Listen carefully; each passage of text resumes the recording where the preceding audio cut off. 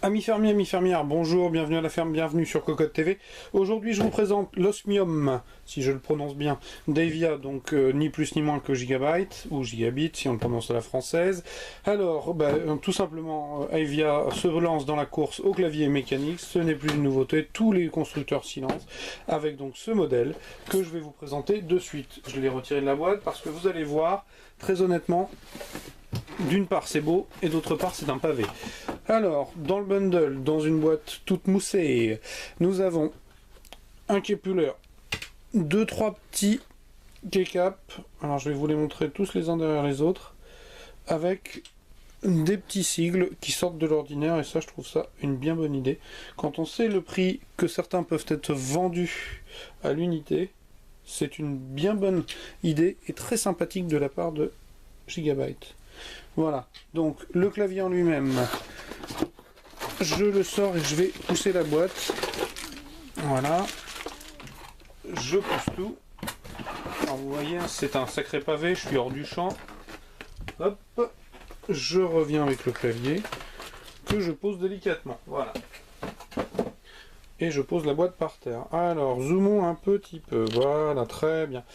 Donc, un clavier mécanique en switch rouge, donc qui va être totalement rétro-éclairé, qui nous propose du câble tressé d'une longueur de 2 mètres si je ne m'abuse, avec des connecteurs plaqués or, donc double USB, les connecteurs audio, et pour cause, vous allez voir, en tout cas celui-là est bleu, parce que ça doit être le seul clavier mécanique qui propose un support natif de l'USB 3.0.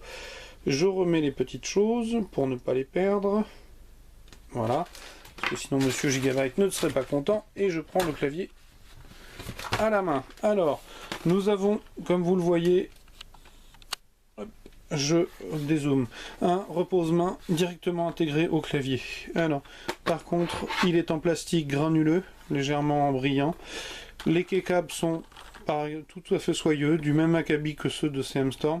Nous trouvons donc le layout normal, nous sommes sur du QWERTY par contre.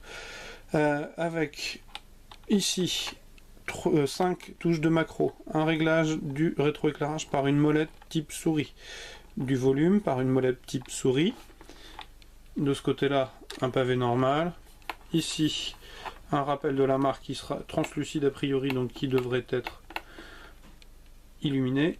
Et alors j'étais muet puisque je regardais, ça clique. Je ne sais pas à quoi ça sert pour l'instant. Il faudra que je me penche sur la question dans le test écrit. Numcap scroll lock, normal. Pas de nouveauté particulière en termes de lettrage. Une barre espace, tout à fait normal. En dessous,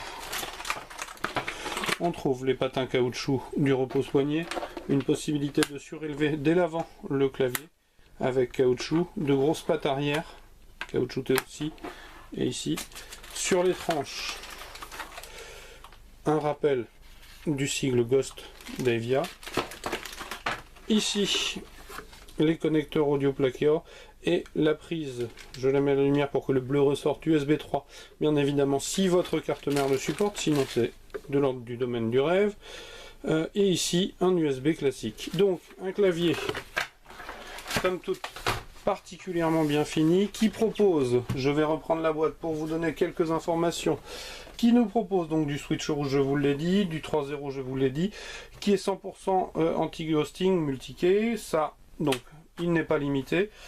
Les connecteurs plaqués or, les macros je vous l'ai dit, etc. Finalement j'ai déjà tout dit, il n'y a pas grand chose. Si je découvre que a priori ici c'est pour activer l'enregistrement des macros à la volée, certainement. Donc il faudra que je regarde comment fonctionne le soft, et je vous invite pour ça à venir sur notre site, sur cocotteland.com, pardon, afin de lire le test écrit, et je vous souhaite sur ce une bien bonne journée. Au revoir.